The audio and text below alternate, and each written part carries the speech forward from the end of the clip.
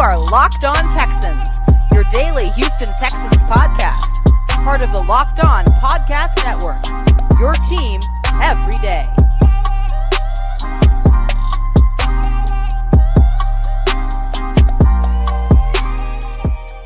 Welcome to another crossover Thursday here for the upcoming Week 5 matchup between the Atlanta Falcons and the Houston Texans. And today's crossover Thursday episode is, as usual, brought to you by Prize Picks, the easiest and most exciting way to play daily fantasy sports. Just go to prizepicks.com/LockedOnNFL and use code in all lowercase LockedOnNFL for a first deposit match up to $100. And we thank each and every one of you that is a subscriber and everydayer of the Locked On Falcons and Locked On Texans podcast here, that subscribe and follow for free on YouTube or wherever you listen to podcasts to get the latest episode as soon as it's available. So if you guys don't know me, I'm Aaron Freeman, the humble host of Locked On Falcons, and I'm joined for this Week 5 crossover by Cody Davis, one half of the Locked On Texans crew. Shout out to my guy, John Hickman. Unfortunately, won't get the chance to talk to you today, but Cody, I'm sure you're going to be able to bring all that insight that the Falcon fans are listening to, and I know the Texans fans are very used to hearing each and every day on Locked On Texans. How you doing today? Doing well, man. Houston Texans are 2-2, and look, I understand being 2-2 might not be mean a lot to a couple franchise, but down here in the city of Houston, the sun is shining on this organization and on this city, and we are rejoicing. And look, the first 4 games of the regular season has been a blessing for the Houston Texans. That's all I gotta say. We are happy, we are smiling, we are celebrating. Absolutely. And I feel like, we're going to talk about the biggest stories for each of these teams heading into this Week 5 matchup. And I know, at least from the outside, it seems like, a lot of people are looking at these two teams and kind of they're in two opposite places as far as their quarterback situation is concerned. CJ Stroud has been lights out these last 2 weeks, getting some big wins against Jacksonville, against Pittsburgh, these last 2 games. And, meanwhile, Desmond Ridder ain't looking so hot his last 2 games. But I'm curious, Cody, what is sort of the big story for this Texans team heading into Week 5? The biggest storyline, man, it's a variety of things and a variety of good things, which brings me to the realization the biggest storyline surrounding the Houston Texans is literally just positivity, something that this organization has not had since they beat the Bills in the wild card game in 2019. Now, we all know what happened in the next round, and that's part of the reason why we went on that downward spiral over the last 3 years. But for the very first time, man, it just seems like everything for the Houston Texans is starting to click. You already mentioned it. CJ Stroud, this young man has looked phenomenal, by far the best rookie quarterback in the league. And some people might is saying, a top 10 quarterback in this league as of right now. When you take a look at the first 4 games of the regular season, this is a young man. He has already thrown for the second most yards for a rookie quarterback at 1,212 throughout the first 4 games. That is second only behind Cam Newton. And we all remember how well Cam Newton played throughout his rookie campaign. Aaron, Atlanta Falcons, NFC South. I'm pretty sure you guys remember. And CJ Stroud has looked phenomenal. And the best part about CJ has been his ability to literally just go through his reads quick. And not only that, taking care of the football. I remember doing training camp. CJ Stroud, those first couple of weeks, it seems like taking care of the football was going to be a bit of a concern. And look, if we being 100, that's what you have. That's your biggest concern for any rookie quarterback. However, 4 games in, this young man has not only thrown for 6 touchdowns, but 0 interceptions. He hasn't thrown an interception. I think the last time he thrown an interception was during his very first drive, that preseason game against the New England Patriots, man. So the progression from CJ Stroud has looked good. The coaching from the Houston Texans have been good, especially from the coordinators, especially from offensive coordinator Bobby Slowick. He has gotten this Houston Texans offense over the last 10 quarters. They have scored 77 points. which means that they finally have somebody that has this offense actually playing efficient. And that is something that we want to see. Even when you take a look at something that could be a detriment for this organization, which is injuries, which is the injuries to the offensive line. The offensive line has still found a way to, yes, they have allowed some pressures. However, they have kept the pocket fairly clean for CJ Stroud. No sacks over the last 2 games, and that's just on the offensive side of the ball. We're not even going to get into what they've been doing on defense, taking on Coach DeMeco Ryan's swarm mentality. Over the last 6 quarters, they have only given up 23 points. The defensive line has been getting after the quarterback, stopping the run. The secondary has been making plays on the ball, and the linebackers, due to their improved play against the Pittsburgh Steelers on Sunday, they have looked very well, making plays on the ball, communicating everything that you want to see out of that second level. Positivity is just going around the city of Houston as of right now. Hey, Cody, as we've known each other for a couple of years now, and I know it's been real rough with the Texans these last couple of years. So it is nice to see you smiling for once, talking about the Houston Texans, because it has been a minute since that has been the case. And it's funny because, like, you're talking about all the things that are, looking good for the Texans. A lot of those issues are not looking great for the Falcons based off of the last couple of weeks. And their biggest story is what's going on with their quarterback. Desmond Ridder has not looked good the first 2 games, really rough performances on the road against the Jacksonville Jaguars last week, in London, and then the previous week against the Detroit Lions. He was better at home in the first 2 weeks in wins over Carolina and Green Bay. He wasn't good, but he was better. Like, he was at least starting off the season in a way that you felt like, okay, this is a good starting point and we can build off of it. But it just feels like it's been regression these last 2 games for Desmond Ridder. And so the big story for the Falcons is, now that he's coming back to a more friendly environment at Mercedes-Benz Stadium, does he have a sort of bounce back and at least look like the decent quarterback that you can at least build some positivity off of from those first 2 weeks? And I know for the Falcons, that's going to be the big question for them going into this Houston matchup. And I think one of the big matchups, and we'll talk about some of those coming up, I think the way that the Falcons are going to want to try to take pressure off of Desmond Ridder. So the story next week, when I'm talking with Locked On Commanders on the crossover, is not about Desmond Ridder. The story hopefully will be, hey, let's get back to doing what we do best, which is running the football. And I think they'll have an opportunity to do that this week against the Houston Texans.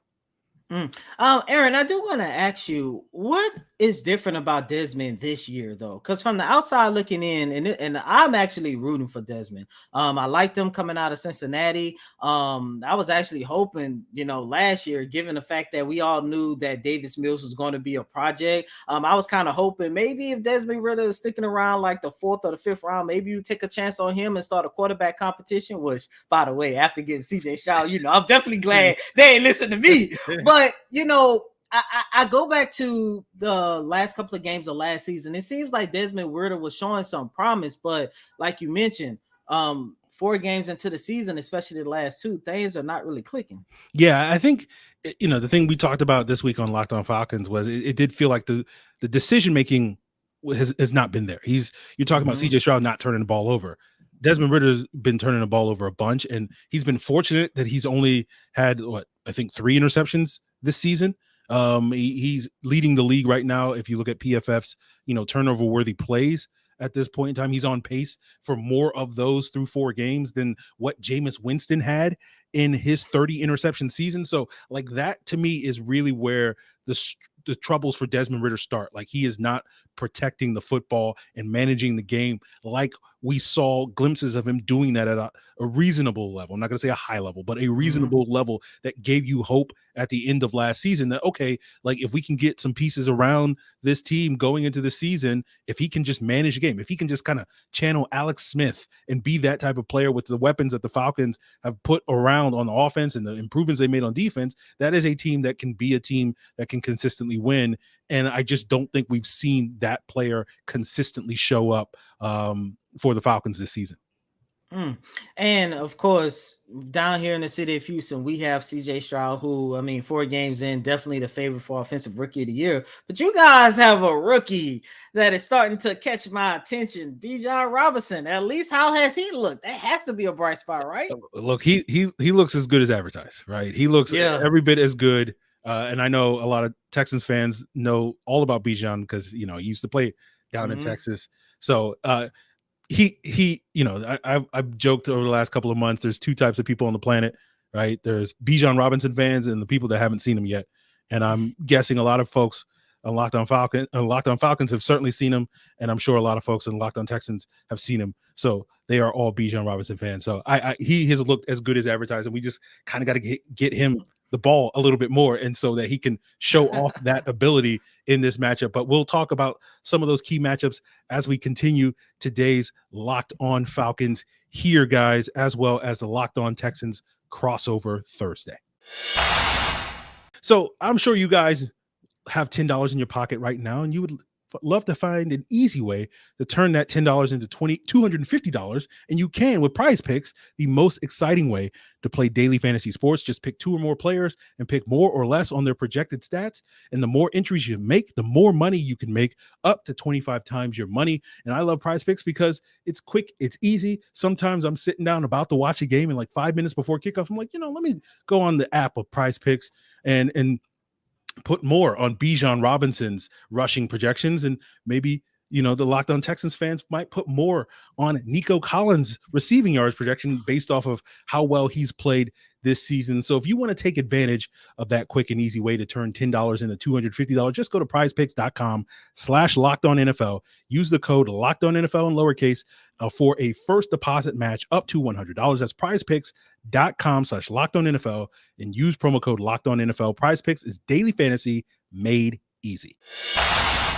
So continuing today's Locked On Falcons, Locked On Texans crossover Thursday, and we'll get into the key matches. But first, I want to tell you guys about the Locked On NFL Kickoff Live. Each and every Friday, Locked On goes live at 2 p.m. Eastern Time across every Locked On NFL YouTube channel. So if you're subscribed to Locked On Texans, if you're subscribed to Locked On Falcons, you can check it out automatically. Host Tanitra Batiste and Jarvis Davis, who Locked On Falcons fans know very well as Locked On Dolphins host Kyle Krabs, will break down every matchup on the upcoming NFL slate. You're going to get fantasy insight, betting angles, all that and more. Plus, you'll get the in-depth analysis from the local analysts like Cody, John, and myself. And all you got to do is just find it on any Locked On NFL YouTube channel. Again, that's Locked On NFL Kickoff Live every Friday at 2 p.m. Eastern. So, Cody, talking about some of the key matchups in this game.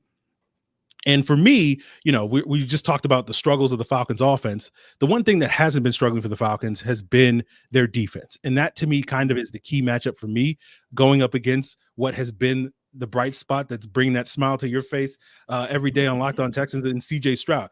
Can the Falcons get him on the ground? Because if you can't get him on the ground, you're going to have problems. That's the Texans, the Jaguars and Steelers both learned that.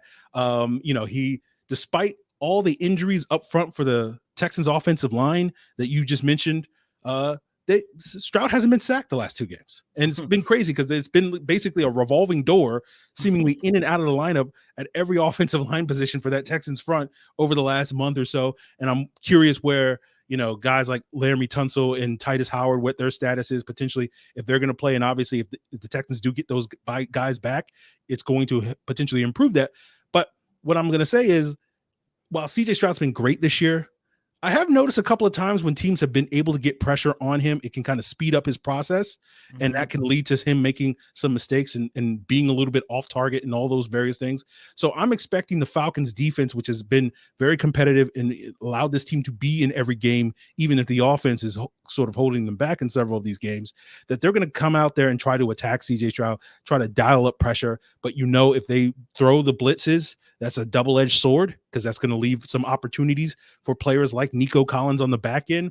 And Nico has been lights out this year. And so that's going to be a challenge for this Falcons secondary. But I'm feeling like the Falcons corners, AJ Terrell, Jeff Okudah, are up for that challenge. Terrell has historically not been as great against bigger receivers like Nico Collins. And so I think that's where Jeff Okudah has been coming back at the perfect time from his injury that caused him to miss most of the summer. And he can bring that physicality that can maybe match Nico Collins. And if we can keep him contained, and hopefully we won't let Tank Dell go off like he did against Jacksonville, then I think if we can get pressure on CJ Stroud, that will be the formula for success for this Falcons team to at least keep this Texans offense in check enough that the struggling Falcons offense might be able to match blow for blow for them on Sunday. But what are some of the key matchups that you're looking at, Cody? Well, the biggest key matchup that I'm looking at goes right along with what you just finished talking about. The Falcons defense going up against the Texans offensive line, an offensive line unit that has been banged up and continue to be banged up, because just this week we got news that Kendrick Green will be out for an extended period of time because he tore his meniscus. And I know a lot of people, especially on the Falcons side, might be saying, Kendrick Green, wasn't that the same guy Pittsburgh was laughing at on his way out when the Texans traded for him to take over at left guard? While that is true, Kendrick Green was part of the reason why this offensive line has looked pretty solid over the last two games. And Aaron, I do agree with you, because when you go back and you take a look at the first two games where there was a lot of instability, a lot of continuity issues going on with the offensive line, that's part of the reason why CJ Stroud was sacked. I think it was 11 times and was hit 19 times. And that was part of the reason why we saw this offense kind of go through their struggles throughout those first two games. However, the one thing that I noticed, and I had an opportunity to talk to George Fant over the last 2 weeks, the biggest thing that he kept talking about was the reason why this offensive line is starting to get things going. The reason why this offensive line has had an opportunity to keep CJ Stroud upright is the fact that they finally had some stability, and they finally was able to develop that chemistry and that continuity that your offensive line needs. Now, that was over the last 2 weeks. Last 2 weeks, the coach D'Amico Ryans had an opportunity to use the same starting five. With Kendrick Green being taken out, plus you got to take a look at the fact that there is a possibility that Laramie Tunsil and Titus Howard, especially Titus Howard, could come back. That is going to change the offensive line. Now, I know some of you guys might hear that and think to yourself, well, why would the Houston Texans offensive line get a little bit more shakier if you're adding their two best offensive linemen in Howard and Tunsil? Well, here's the problem.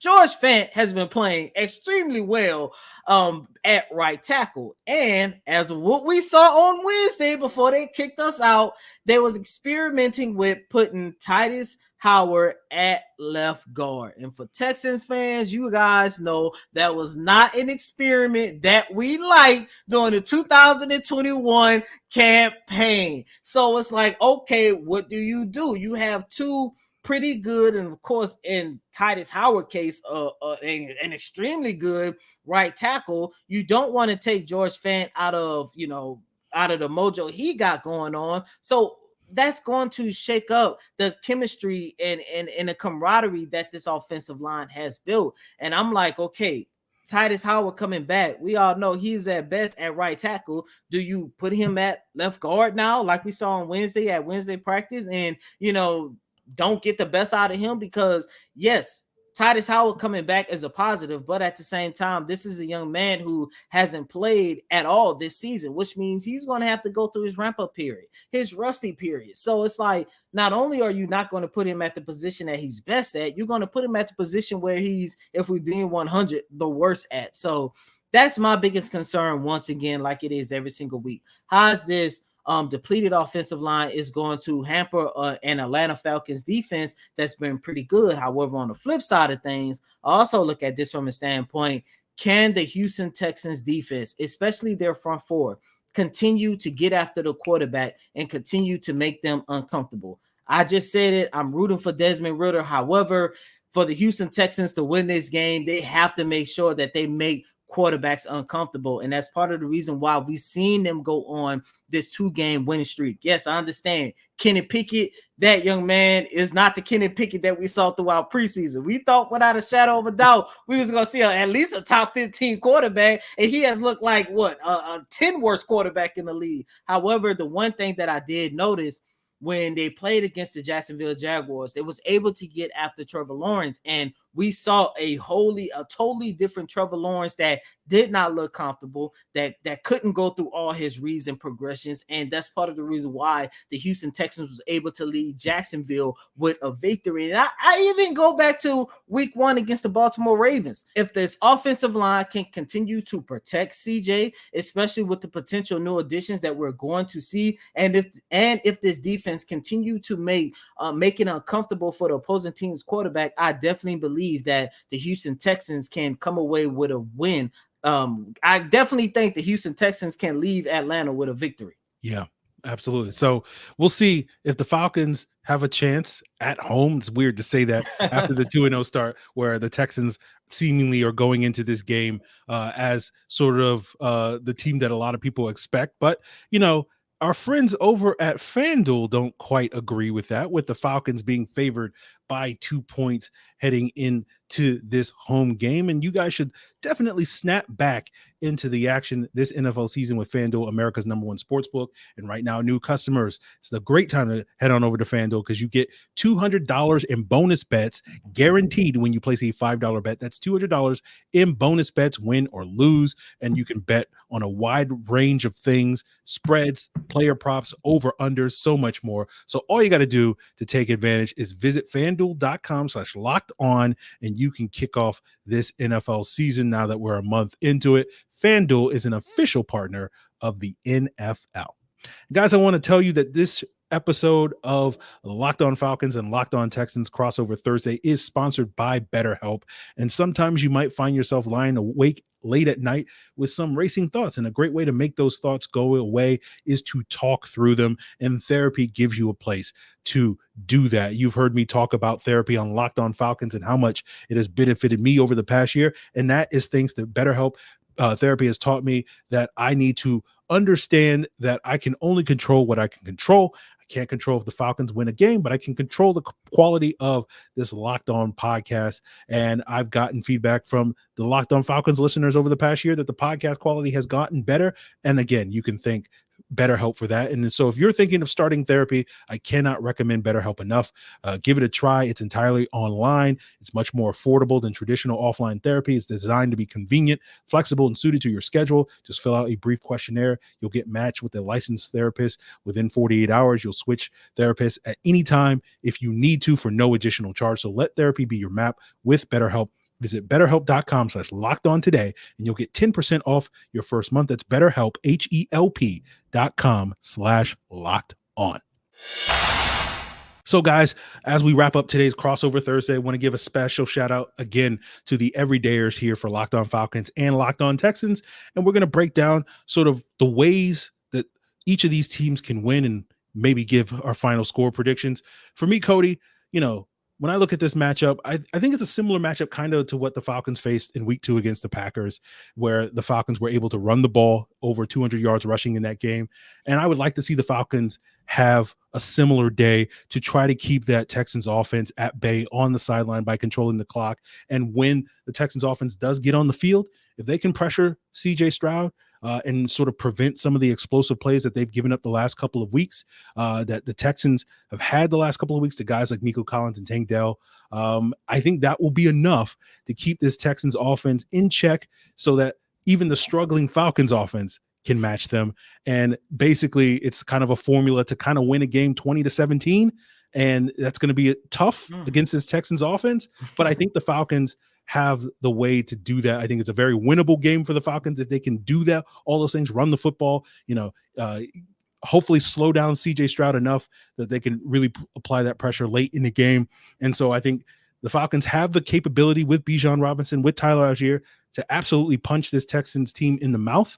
But because of the way they've played the last couple of weeks, I need to see it first before I really buy into it. So I do expect this to be a close game going into the fourth quarter. And the Falcons in the first 2 weeks at home were able to, finish those games strong and win those games.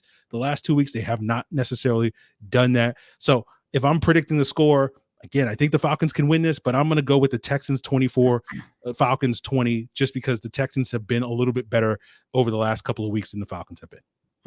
Sounds good. Sounds good. I also have it to be a close game as well. But I have the Houston Texans winning 21-17. I think the one thing for the Houston Texans that I'm looking at the most is just consistency. Going into this season, I didn't have them looking this good, especially CJ Stroud, because look, the one I have faith in his coaching staff, have faith in the young players, definitely always have faith in CJ. But the one thing that I was always looking at the 2023 season is a season of development and a season of growth. And even though they have looked really good over these last two games, the one thing that keeps playing in the back of my mind, this is still a season of growth. This is still a season of development. And yes, things look promising in the city of Houston. However, there are small little intangibles I want to see this team check off, and consistency is one of them.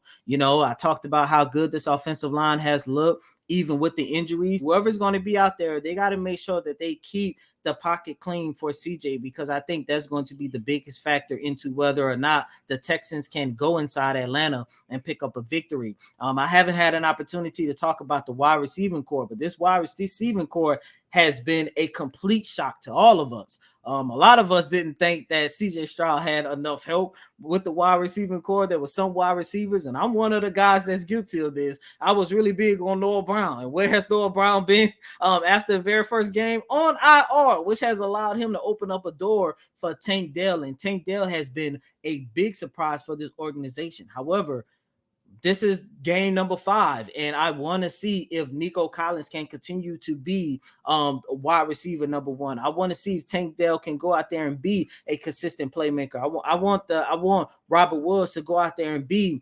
a safety blanket for CJ. Like, I definitely want to just see this team just stay consistent, and I think if they do that, they're definitely going to have an opportunity to record their 3rd win of the 2023 campaign.